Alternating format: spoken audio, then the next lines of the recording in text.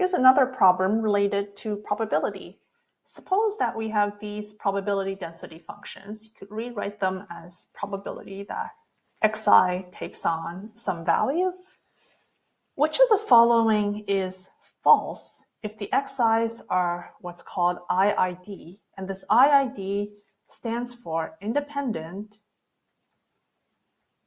and identically distributed? So let's take a look at what that means.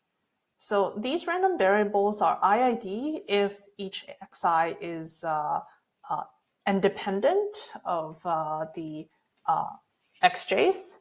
So each xi and xj are independent, and the way that we can express that is the joint distribution probability of xi and xj. Well, that's just the probability of xi times probability of xj. Again, it might be easier to reason about the notation if we don't drop the random variables. So this, on the left-hand side, that's a probability that xi takes on some value and xj takes on some value. Well, that's just going to be the product of my xi taking on its value times my xj taking on its value. So that's independence. And each xi, write it this way, each xi is identically distributed.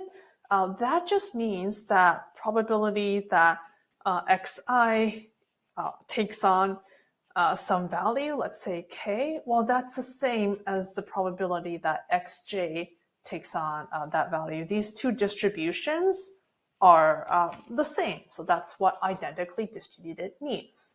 So as an example, let's show that if xi's are IID, then probability that xi takes on some value, given that we know what value xj takes on, well, that's just the probability that xi takes on that value when we don't know anything about xj. So let's take a look.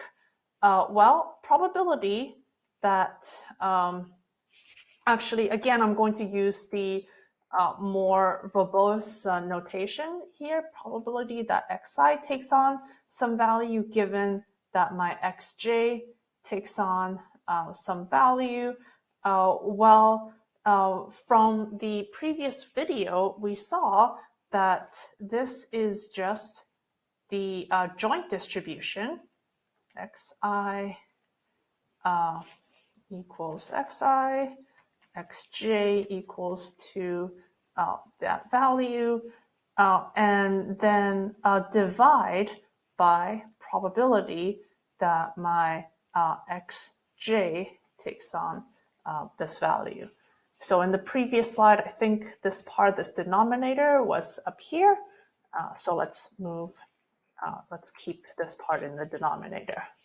And then what I can do is use the property, the fact that xj, xj, these are independent, so I can expand this into two parts, right? A product of two things.